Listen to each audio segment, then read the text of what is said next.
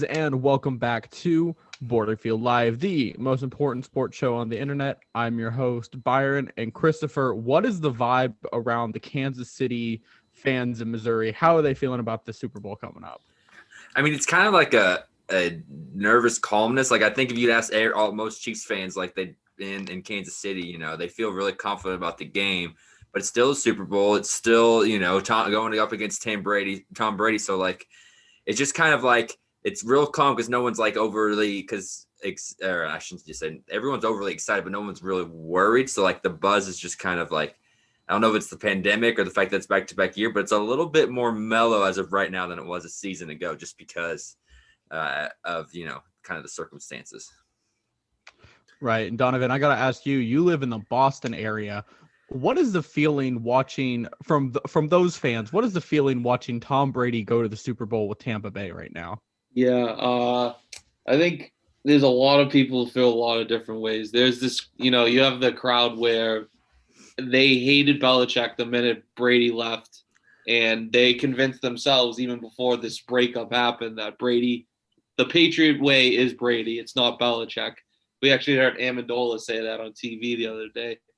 Then there's that crowd who are, like the Pats and Chiefs have had their battles over the years, but there's some hatred for Brady too. Like there's people cheering for the Chiefs, which is insane around here from, just the past couple of seasons, but they feel some type of way towards Brady. So I would say there's really no in between. It's pretty radical. You either hate Brady and you do not want to see him win anywhere else, or there's a whole other side who wants Brady to win his seventh. So nothing really in between. Nah, there are a lot of feelings probably going on right now. Yeah. So, of course, today is our Super Bowl episode. But before we kick things off, we have a super special sponsor we want to shout out, and that is Fanatics.com and NFLshop.com. The Super Bowl is coming up. You're going to need Super Bowl champion gear if your team wins. Christopher, you live in the Kansas City area, so I know you'll be able to run to Academy if that happens. I don't. Donovan, you're not a Chiefs fan, but if you wanted some, you couldn't run to an Academy and get some as fast as Chris could. Unfortunately. So we need to go online to get our stuff. Fanatics.com and NFLshop.com is the one-stop shop for NFL fans and sports fans in general to get their sports memorabilia and sports attire. So if you go to the link down in the description right now, you'll be able to go and shop their huge inventory of all sorts of attire, including Super Bowl championship attire whenever it comes out later tonight. So make sure to hit that link down below. It really helps out us here at Borderfield and especially us here at Borderfield Live. So thank you again to Fanatics and NFLshop.com for sponsoring us. And we hope you guys give them a look. So, like I said, it's a Super Bowl episode, and I don't want to get into predictions until the very end of the episode. I want to end the episode on that. So let's start by talking about matchups, right? Let's start by talking about what do you think is going to be the most important matchup in this game this weekend? Yeah, I'll start. I think it's this maybe kind of an under the radar matchup, but for me, it's this Bucs pass rush versus the Chiefs offensive line. I know they have two tackles missing on each side. Obviously, it's pretty big for any team. Tackles aren't talked about that much. They don't get the media attention that the skill positions do, but obviously you're going to need to protect your quarterback. Mahomes is a very mobile, very intelligent quarterback for the most part. In the pocket, I'd say if there's one thing to get Mahomes to maybe throw an interception off his back foot or overthrow a receiver, that's the way to get to him is the pass rush. So I want to see Buccaneers defense has stepped up big time this postseason after, a mediocre season, in my opinion. They, especially their secondary, I think they're more exposable than I think people want to admit at certain points. Although they did play a good game, in New Orleans and Green Bay. This offense is a whole other animal to what they've faced in the past. So I think it's very important that guys like JPP, Devin White, guys like that who are, such a vocal part of the pass rush, take advantage of probably the one Chiefs weakness, blindside, whatever you want to say, going into the game, and that is to pressure this O-line as much as possible. Yeah, and I mean that's definitely a good point. I mean, it's definitely a concern with the offensive line. But my thing of where it's maybe not my key matchup is because the Chiefs have been without three of their five starters all year. What's losing one more? What's and it's not even Rimmers who's going to play left tackle. That would be a big concern. It's Wiley at right tackle, who's actually normally an interior. He's played a lot of guards for the Chiefs. That's him and Shaq. His matchup with Shaq Barrett's a little more worrisome.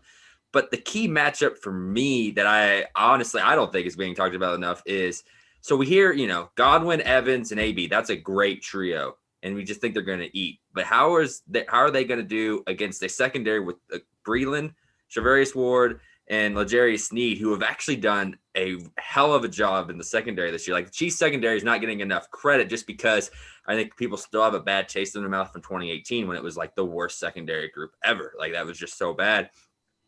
They bring in Breeland, is a physical force. He's not the fastest guy, but he can jam you at the line.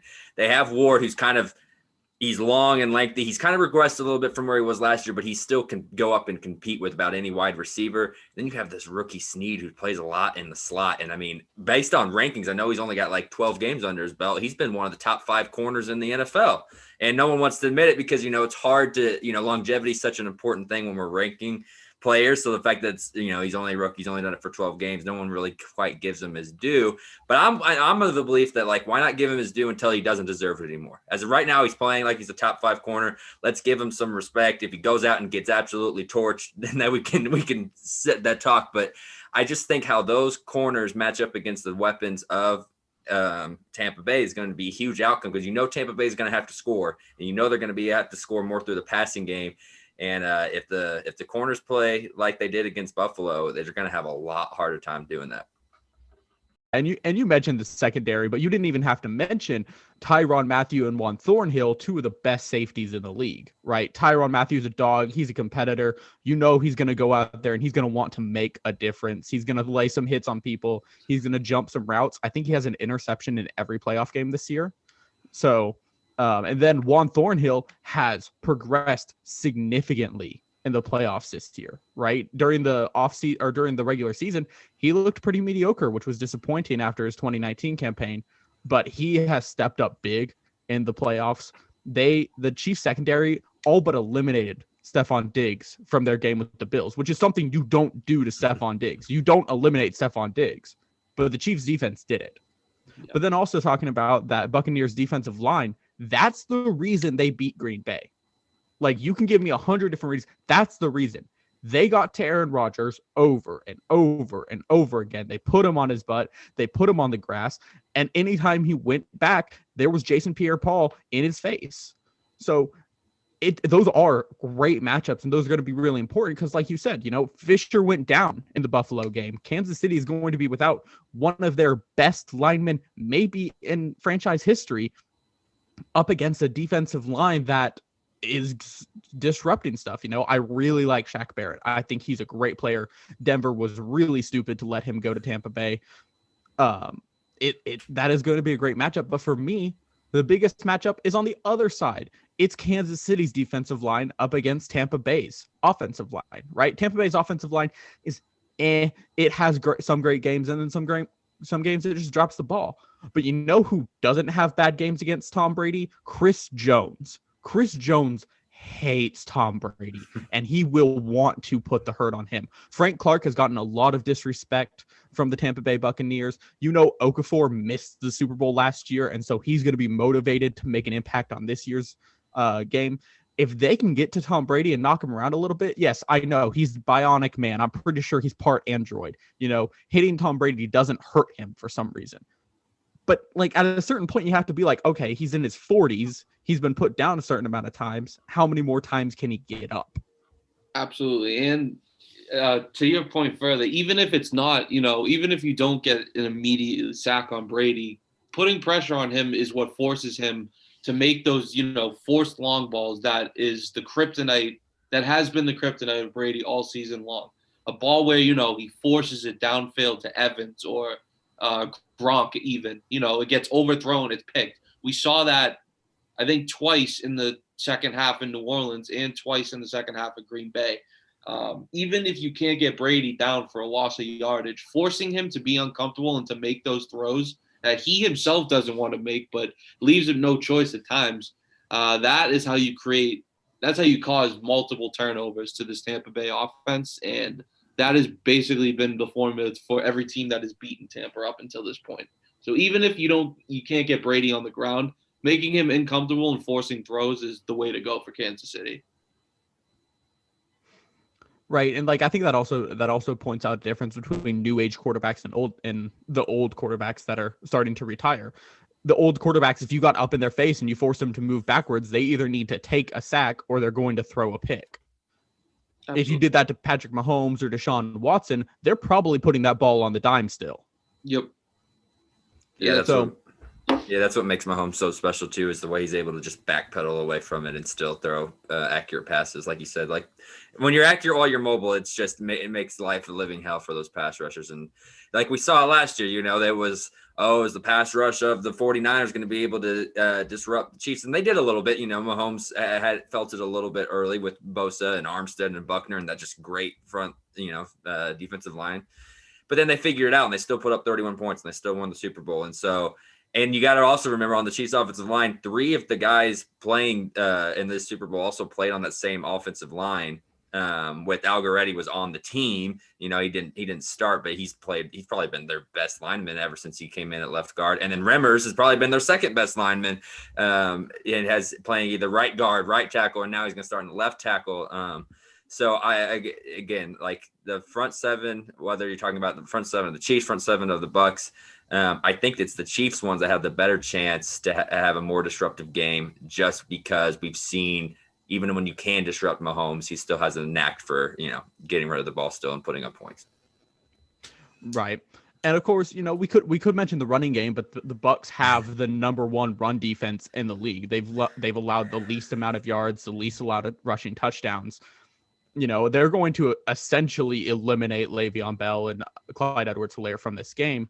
But do you think that the Buccaneers run game is going to have an opportunity to shine in this one? They only had a few yards in the game against Green Bay with 1 touchdown from Leonard Fournette.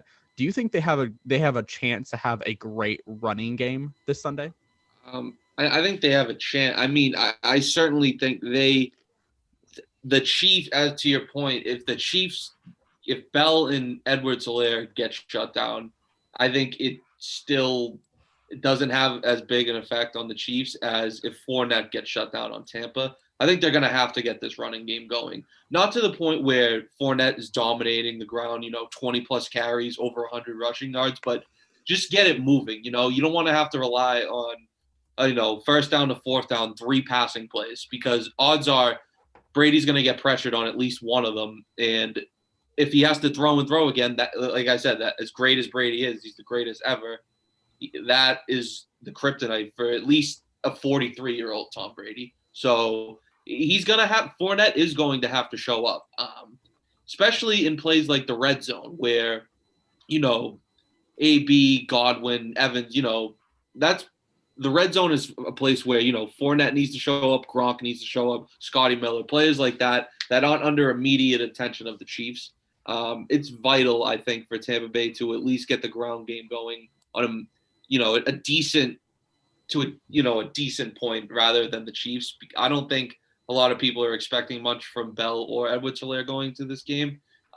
Could be totally wrong on that, but the pressure and the attention is going to be all over the Bucs running game compared to the Chiefs in this one. Yeah, and like the Chiefs have, I think, like the 20th rushing defense in the NFL, but the Bucs have like the 28th rushing offense. So I mean, they can't abandon it. You can't drop back every time against the Chiefs defense because they are weak against the run. Leonard Fournette's probably going to have 12 to 15 carries for 70 to 80 yards to set up the play action and just keep the Chiefs defense on their toes. But even though, that's kind of statistically the weakness of the Chiefs defense, it's not the way to beat the Chiefs. And it's certainly not the way that the Bucs have moved the ball this year. So, I mean, it'll play a factor, especially if it's raining. I mean, if it's raining, like the potential forecast is telling, especially depending on how hard it is, will kind of determine on how much the run game is used. But overall, I mean, there's a reason we've been all week. We're talking about the quarterbacks, we're talking about the receivers and the tight ends, like, and kind of the running backs are the last things, because neither one of these teams run the ball super great, and neither one of these teams, really rely on the run to win their games. So it may be a factor, but I don't expect it to be as big a part as we've seen in other Super Bowls.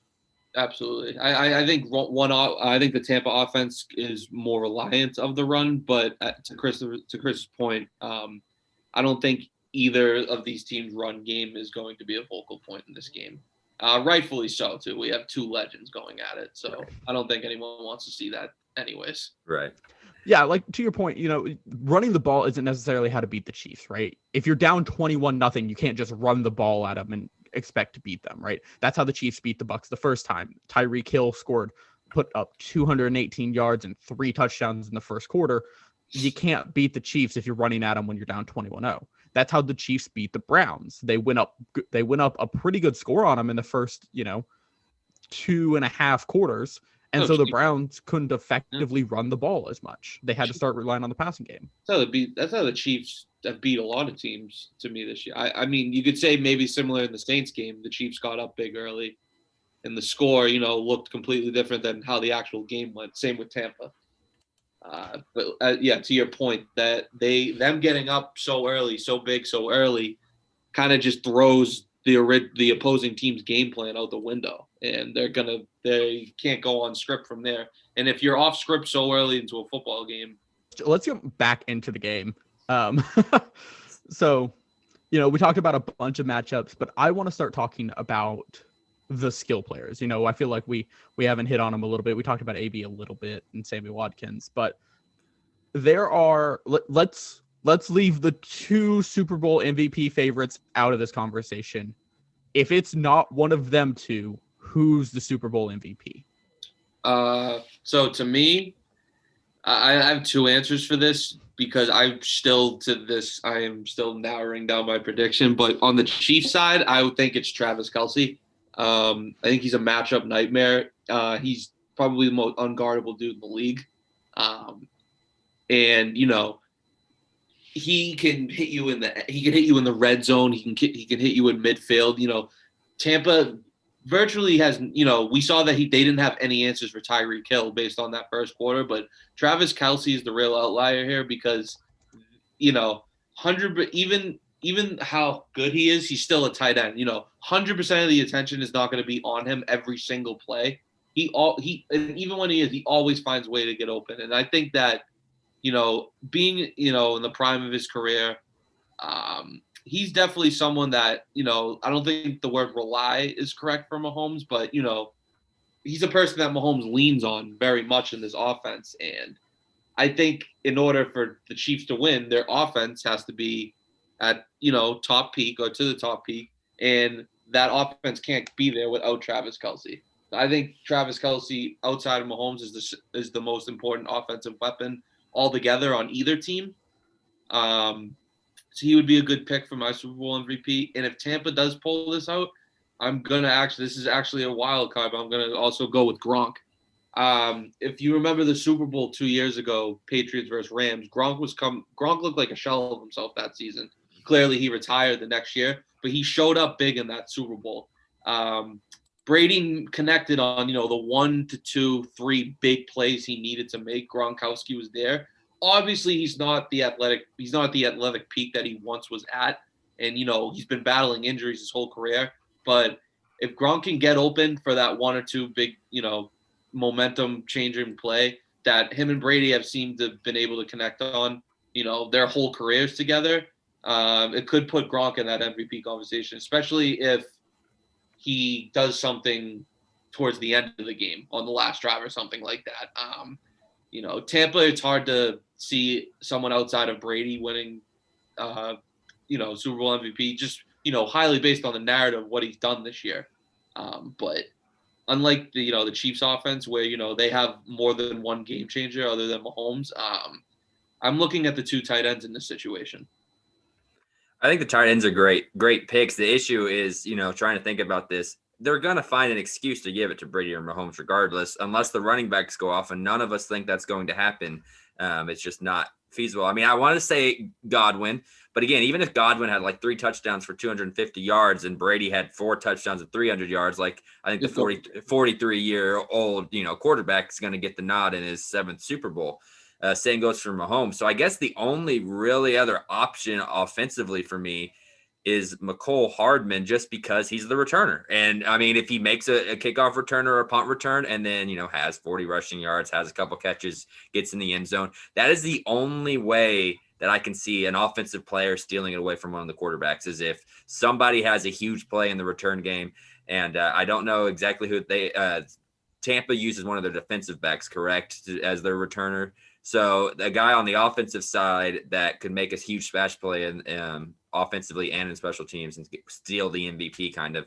He's the only feasible option. And I don't feel great about that pick, but it's just that's kind of the narrative with the way MVP goes now with the quarterbacks. So right. And an important point to bring up with special teams, the Bucs are a bottom 5 team in kickoff recoveries, right? I want to say 28th, but don't quote me on that.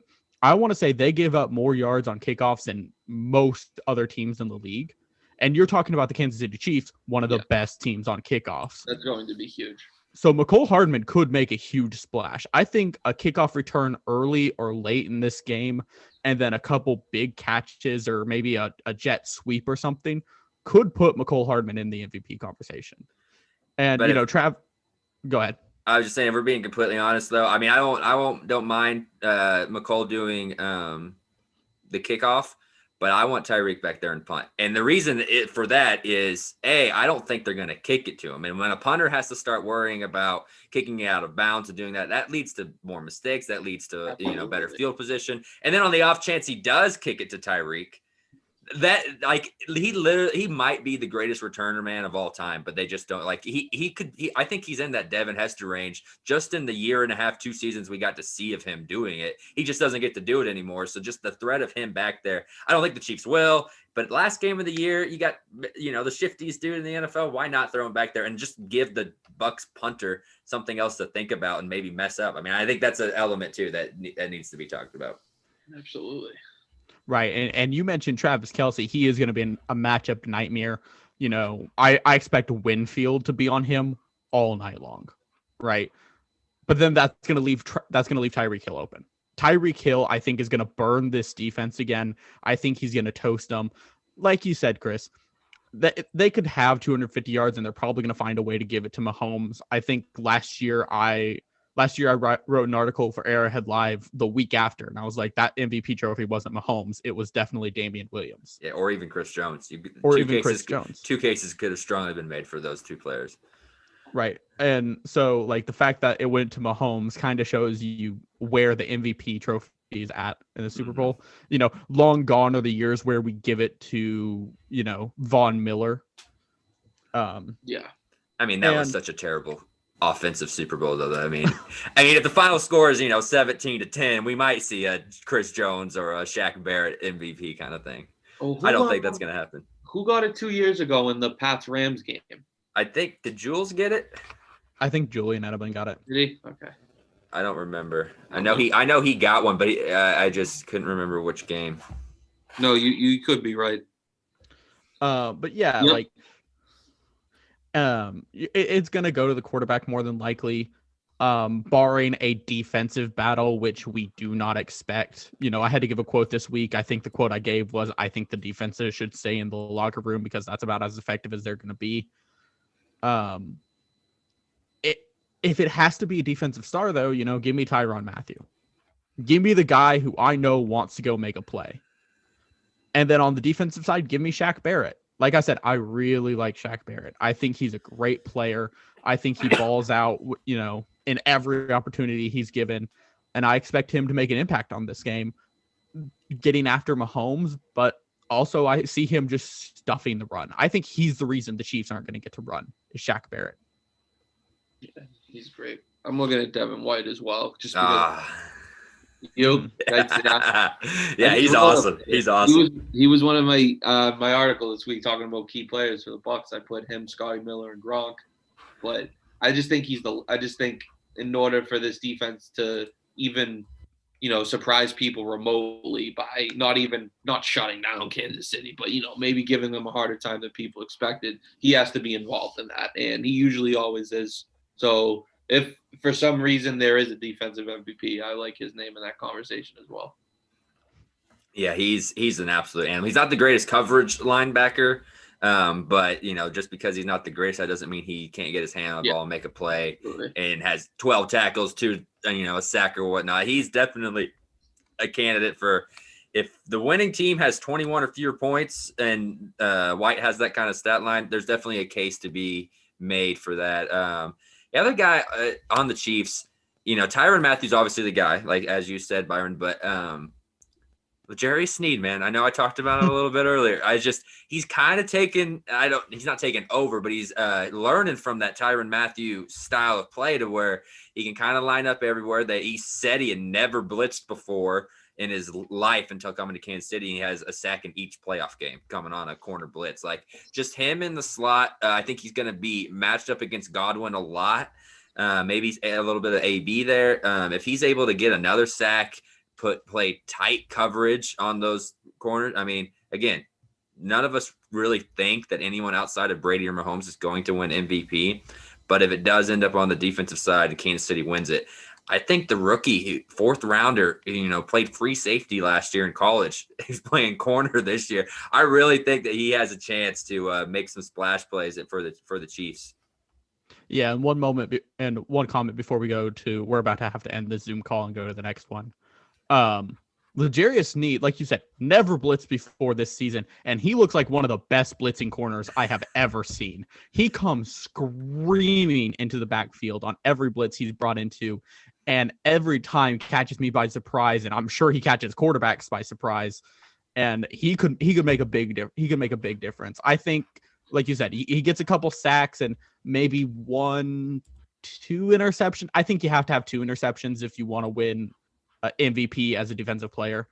2 interceptions and a couple sacks. I think If we see that score fall, each team has, less than 24, 21, 20 points. I think that's when they're going to start looking to give it towards a defensive player just because no one was expecting this score to begin with. But, not likely. So. And I do think it's weird that none of us mentioned Chris Jones potentially for this award. Do you think he has a big impact on this game? I mean, he's definitely going to have an impact. I mean, it's Chris Jones. He has an impact on every game that he plays in. It's just, I think maybe the reason we didn't bring him up is that it's just it feels so unlikely that a defensive player does win it. Just because, let alone the roster, just because of the storylines that I kind of went with the rookie, Sneed, and you went with Tyrann because he's you just feel like the secondary is going to be the one to do it for the Chiefs. And so, not to say Chris Jones couldn't. I mean, Chris Jones has just as good of a chance as Shaq Barrett and JPP and those other pass rushers because he's such a disruptive force. It's the defense in an offensive, heavy Super Bowl. Absolutely. But like I said, we skipped around the 2 most important MVP players, even though we talked about them more in our MVP conversation than anyone else. Let's talk about Tom Brady versus Patrick Mahomes, which is the storyline of this Super Bowl, right? Like, yeah, I think most NFL fans wanted to watch Aaron Rodgers and Mahomes. They wanted to watch the State Farm Bowl. They wanted to watch 2 players in their prime duke it out. But can you tell me that storyline is at all better than the one we're getting for this Super Bowl? No, it's not. And, a lot of people have been saying it, but, if the Chiefs do come on, if the Chiefs do come out on top of this, it does feel sort of like a passing the torch. We think Mahomes is the best quarterback in the league right now, which he is, but, until Brady stops winning Super Bowls for good, he's still going to have, the dominant opinion of the media in the league, rightfully so. He's earned everything he's done. So, this is obviously a huge opportunity for Mahomes. I, for one, don't think either legacy will be impacted on a win or loss from either one of these guys, to be honest with you. Mahomes is so young, and I think that just what they have at Kansas City is meant to last at least for the next 5 years or so. So I don't think and if Brady beats Mahomes, we're looking at probably the greatest winner in the history of sports. It's not something that people are going to look down on at Mahomes. Mahomes is going to go down as one of the greatest ever. He already is making a case for that. But to me, obviously, the media is going to drag this out, or like whoever wins this game and whoever loses this game, it's going to be bad. But I think these two guys are so great that I think just the fact that we got through this NFL season with all the stuff that's been going on with the pandemic, I think it's a treat for us as football fans to see this matchup. Even if you're not a fan of either team, that's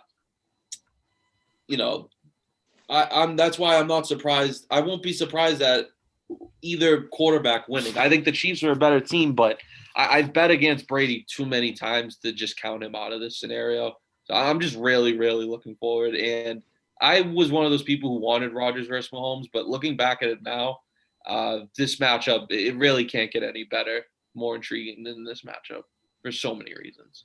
Oh, Donovan, that's so sweet. You don't think legacy is going to be talked about forever and ever and ever if the greatest quarterback of all time beats his closest predecessor. Wishful thinking. It's literally everyone's dream match, like you said. Like with, everyone always wonders what happened if Jordan in his prime and LeBron in his prime. And obviously Brady is not in his prime, but he's still pretty dang good. And it just becomes okay. Here's what's on the line here. Patrick Mahomes is 2-2 against Tom Brady's career, including the loss in the AFC Championship game in 2018 where he never touched the field. He's won both matchups since then against Brady. Yes. So if he wins this matchup, he will probably, unless Brady and the Chiefs happen to meet up in the Super Bowl again, he will probably end his career 3-2 against Brady. Yeah. With a head-to-head Super Bowl win. Brady will go to 6-4. Mahomes will be 2-0 with the head-to-head win. 6-4 and 2-0 with the head-to-head win. Mahomes literally probably only has to go 2-1, maybe 3-1 in Super Bowls the rest of his career to go down as the GOAT. Like that's like it literally beating Brady takes a win or two off of what Mahomes has to do, because everyone likes to talk about titles. That's the big thing. Who has the best titles? That's no one thinks Brady's the most talented. No one even thinks Brady's the smartest ever. I mean, he's one of the smartest, but people would probably argue that Peyton Manning and some of those other greats are more cerebral quarterbacks than even Tom Brady are. He's just the most accomplished. So Mahomes, if he wants to be the greatest of all time, he has to win the Super Bowl. Because if he loses, then he goes to 2-3 all time against Brady, lost the head-to-head. Brady's sitting there at 7. That means Mahomes, even if he gets to 7 and is the stat king, there's still couldn't beat Brady in the Super Bowl, couldn't beat Brady in the AFC Championship game. Doesn't matter that Mahomes got to 7. He would have to get to 8 to really cement it. And even then, 8's a crazy number.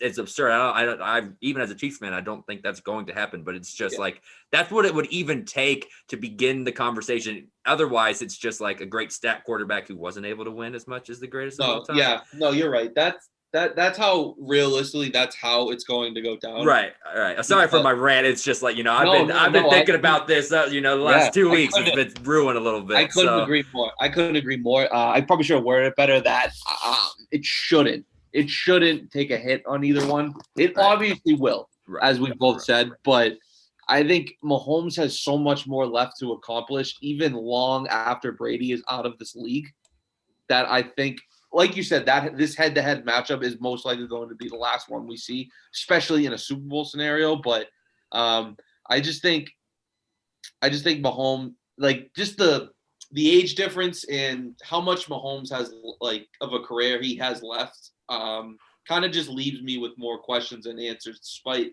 who wins this matchup. I think Mahomes can still create just as good a legacy, even if he couldn't get by Brady. But you're absolutely right. That's not how it's going to be looked at. So, right. Let me give you guys a little sneak peek of. I'm not going to quote it, but I have an article going live Sunday talking about this matchup. I love this storyline. Mahomes' first loss as a starter in the NFL came at the hands of Tom Brady. And it wasn't Mahomes' fault. Eric Berry, or I think it was Daniel Sorensen actually, decided to tackle Gronk at the 10-yard line with a minute left on the clock. So the Patriots just ran out the clock, kicked the field goal, took the win. Mahomes' only playoff loss came at the hands of Brady. Wasn't even Mahomes' fault. He never got the ball in overtime. In that offsides play, who was it? Was it D. Jones? D. Ford. D. Ford, offsides by 6 inches. And I remember after that play, there's video of after that play. I think it's Julian Edelman is talking to one of the Chiefs' defensive backs, and he sees the interception, and he turns to the Chiefs' defensive back and goes, "Hey, good game, congratulations, you're going to the Super Bowl." Yeah, and then it got called back. And then they both turn around, they see the yellow flag, and they go, "What happened?" And it got called back. Yeah, I remember. And Mahomes has never been the same quarterback since he lost to Brady in the AFC Championship game. Not in a bad way. He's been a better quarterback since that moment. Yeah, absolutely. He has played with a vengeance and a fire that I haven't seen from many people. Mahomes has not lost 10 games in the league. I want to say he's somewhere around 6. She's games lost in the 9. league? She's lost 9? 9, yeah. You're probably right, yeah. Oh, I've been. Oh, you had to look it up. No, I've been tweeting about it since the playoffs started. Like, he's lost 9 games he started. And then last year, yes, Mahomes took a game off of Brady, and it's the game that put Brady in the wild card game. Yeah. If they beat the Chiefs, they're the number 2 seed, and they don't have to play the Titans. Yep. And then, yes, Mahomes got one on Brady this year, but it was close. And I can tell you, this used to be an inside. Talking about the dots. Yeah. So Tyreek Hill talked about it yesterday in the press conference. I had some sources tell me about it earlier this week. Mahomes is more focused, and he's more accurate, and he's more cerebral this week than he has ever been in his career. Mahomes was kept from a Super Bowl in his first year as a starter because Tom Brady was better than him. Or at least that's how it's going to look on the career. He wasn't better, but you see what I'm saying? He won the game. And I can tell you, Mahomes is a hyper-competitive person. As a also hyper-competitive person, I can tell you how that feels. I used to compete a lot in a lot of like speaking events and a lot of drama events for like theater and stuff like that. And I can tell you what it feels like to take second place. It ate away at me every day. My senior year of high school, I did every drama competition I could do. And I took first place in almost all of them, except for one. I never took first place in foreign extemporaneous speaking. And then that ate at me. Every single competition of the year, every time I got that silver medal, like everyone's like, "Oh, congratulations, you're the second in the state." And it's like, I don't want that. I want the first. Yeah. And when it came to regionals and I got an opportunity to finally beat the person I beat and I took first place, like, yeah, I finally put one on the person who had been keeping me down for a while, but it still continued to eat away at me. And I still continued to just boil over it. And it is still to this day, like, I can get pretty fired up about it. Like, I can tell you that's how Mahomes feels. Yeah, I can tell you until he 100% knows there's no chance that Brady can say he's better than me, he's going to play lights out. And I think this is one of those opportunities, like Chris was saying. If Mahomes beats Brady, yeah, he's 2 Super Bowls. Yeah, no, you have a point. I also think I don't think you guys are doing this. I just don't think anyone should underestimate the competitiveness of Brady either, because there's no reason he should still be this competitive, but he is. And I think another thing we're forgetting is, outside of this Mahomes-Brady thing, Brady wants to win this Super Bowl with Bill Belichick watching from his couch. Mm-hmm. That is another extremely important motivational factor for Brady going into this game. And, he's at this point where he's accomplished everything that, he needs like little storylines to make him, fired up about something. This is it. Obviously it's not a little storyline, but, if Brady wins this Super Bowl, maybe not only does he put the GOAT case away forever, but, no one is ever going to question what was the New England success. Was that Belichick or Brady? This is Brady's one opportunity to answer that. I in my opinion, and obviously that's the narrative that's been going around where I live. But Brady wants this Super Bowl. You know, I'm not a mind reader, but I would say he wants it just as bad as Mahomes. And I don't think it's for the sole fact of going up against Mahomes. I think these two have all the respect in the world for each other. I think Brady wants to win this to spite Bill Belichick, and I think that's a huge motivational factor for Tom Brady going into this game, which just adds more excitement to this matchup, which is, I think, why we're just so spoiled seeing this game, because I think it's going to be crazy. Right, and I really don't think Brady or Mahomes gives a rat's ass about what the other one's doing. Like, to be completely honest, we'll talk about it all day, and, they'll acknowledge it when they're asked about it. But at the end of the day, those two are just watching the other defenses. And, I mean, we've seen other quarterbacks like Aaron Rodgers talk about, like, that's just for us. Like, he doesn't care when he plays Tom Brady or not. He's not concerned about it. I don't think either one of them, it's not like I've got to beat Tom Brady. It's what can I do to win the Super Bowl? Like, that's the whole reason both of them play the game, and I'm sure, you can't say every player because there's a lot of money involved. So, some players are just out there to get their paycheck. But I would say, 90% for this specific game are, want to win it more than anything. And so I think effort is never an issue here. I don't think motivation's ever an issue. It's just kind of fun with, you do have the two with maybe the most at stake as far as legacy wise in the game right now, outside of maybe Aaron Rodgers, if he was able to get but literally two of the top three guys to add or take a hit to their legacy in this game.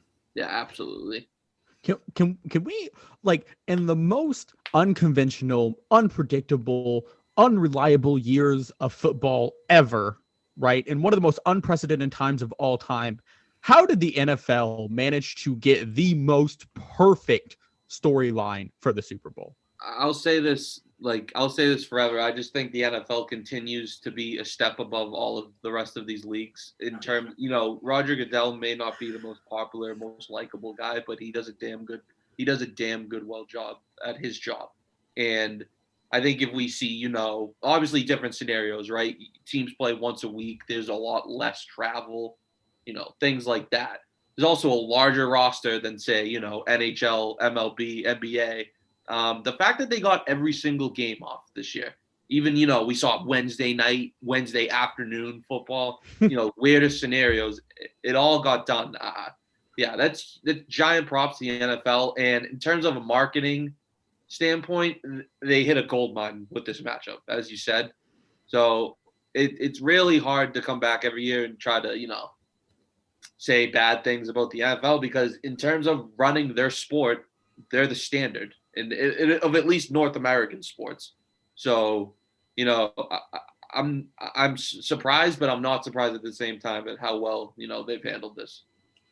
Yeah, and I think the reason, everything you just said is a great point. And I think the reason that we're seeing we almost got either Packers, Bucks, Chiefs, and the Bills, those four teams were the last, is because when there's chaos like there is right now in a global pandemic, it's the teams with the most talent and the most that are most functional that are going to succeed the most. You're not going to get those, freak acts, things to happen as much, that 6 seed that makes a run, they don't have the talent to, don't have the time to, like, so I think that's really like, you can say that's just, I think that gives even more props to Brady, because as soon as he walks into a building, it becomes functional. It becomes completely functional. Like, whether or not, you see, Scotty Miller, I'm sure he's a hard worker. As soon as you see Tom Brady walk into your building, work even harder. Same goes for Mike Evans. Same goes for the third string left tackle. Like, that's just credit to Tom Brady for being able to turn that team around just solely with his presence, let alone his play on the field. And then, of course, the Chiefs went last year. They have their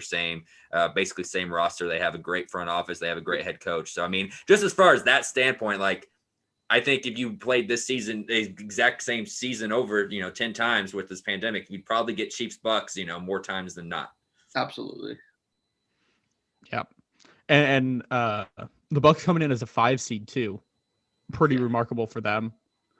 Yeah, I mean, they're probably still the third best team in the regular season in the NFC. Like, yeah, just the result of the NFC South being really competitive. Right. And it was, they did win 3 on the road against, relatively tough defenses. So props to them for getting to this point.